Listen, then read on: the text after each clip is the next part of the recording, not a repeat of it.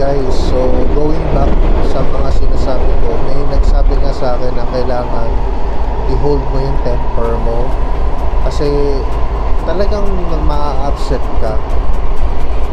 Eh wala, ganun ka talaga, kailangan dumaan ka sa proseso. So kailangan mo talaga ng mahabang pasensya dito. Kala ko nga parang mabilis na lang ang buhay or mabilis na lang ang proseso, hindi rin pala, parang pinitilas din, dami hinihingi, tapos sa isang counter pwede ganito, sa susunod na counter hindi pwede, na talagang dadaan ka sa proseso, dadaan ka talaga sa mga proseso way. Kaya awa naman ng Diyos, naayos naman, and next time ko na sasabihin kung ano yun. Isa na naman, nakapag-unlock na naman tayo ng isang achievement. So hopefully tayo rin or kayo man din, para mas maging prosperous ang darating nitong 2024. Dito na tayo sa may North Bethesda. Ako hindi pa ako nakapunta dito. Sa may Bethesda area, yan, nakapunta na ako dyan. Yung lugar nga ng mga yayamanin dito. So ito guys, pakita ko ha.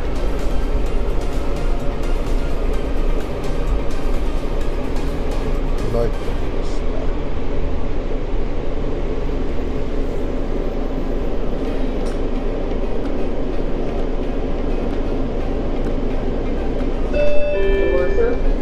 This is a red line train to Shaded Grove for Warren. Move to the center of the car. The next stop is Twinbrook. Step back. Doors open.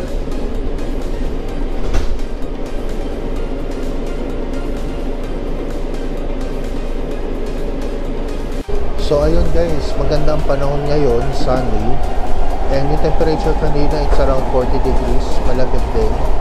Pero lalamig pa sa mga few days or so, kasi nga winter na.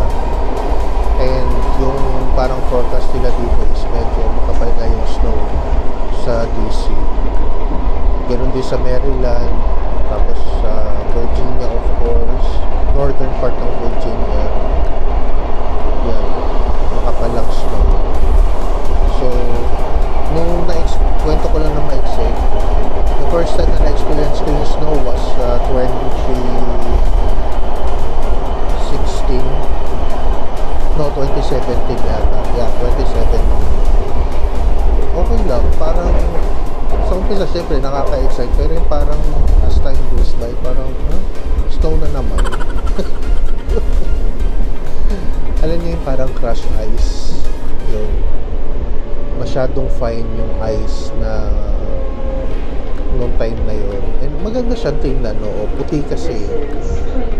Pero kung kung parang in the next few days or so, parang snow na naman. Parang ganun na lang. At mahirap din kasi nga malamig at the same time merong mga man tawag doon, slip yata tawag doon sa kalsada, yung dumudulas. Eh dangerous yun lalo na sa mga nagdadrive. And kung di ba nga napapansin natin sa mga Facebook, yung mga parang skid ba tawag to or slip, hindi ko na maintindihan. Yung mga dumudulas sa sasakyan na kahit i-brake mo, dumudulas talaga. Dito na tayo sa Twinbrook. So ayun, and hopefully nga maging maayos tayong lahat sa darating na 2024. Yun lang naman yung lagi ko sinasabi, good health sa ating lahat and more years to come. Yan, sa mga kababayan ko sa Saudi saka sa Qatar, yan, kamusta kayo? Batiin ko lang din yung mga kababayan ko sa Singapore, yan, sila AI. Uy, pa-share naman. Mga classmate ko sa Singapore.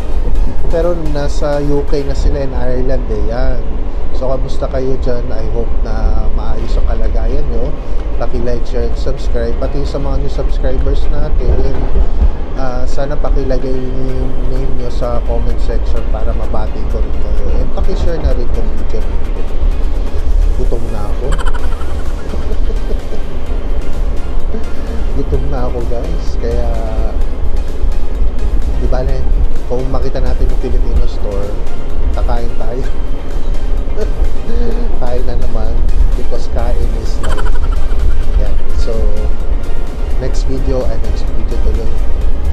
So guys, samahan nyo lang ako, ha.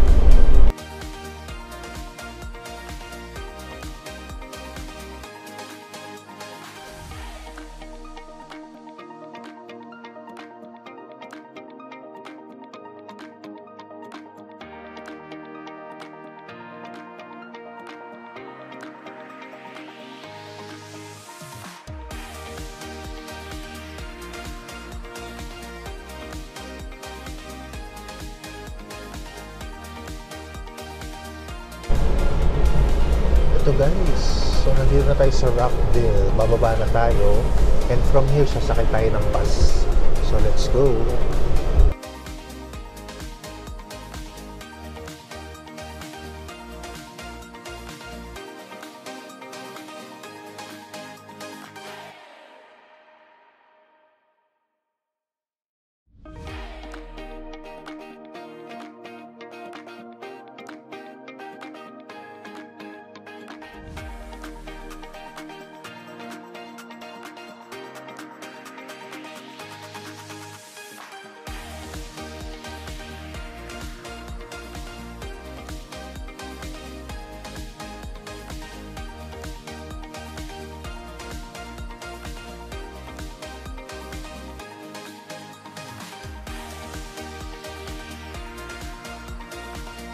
Ayan guys, so nandito na tayo sa Rockville, and mapapansin nyo merong platform dito na east and west. Itong sa east, yung kung nababasa nyo yung MARC train sa baba, papuntang, yan yung mga trains na papuntang New York, Philadelphia, yan. Hindi pa ako nakasakay dyan eh. Yung nag-New York kasi ako, nag-New York kami, bus lang ang sinakyan namin. Ang MARC train yan yung mabilis. Siguro about an hour lang. So dito tayo sa may west, papunta tayo ng ano nga ba to? Dito tayo sa may Rockville Station, Bay letter B. Sasakyan natin yung bus number 55 sa may Germantown. So tara, let's go. Ayan guys, so nandito na tayo sa stop number 55 papuntang Germantown. Ito yung sasakyan natin na train, I mean ng bus. Gutom na yun. Papuntang dito sa Filipino store. Meron din naman nakalagay dito eh. Ayan, 55 Germantown in 5 minutes. Yan ang indication yan. So atay lang tayo, let's go.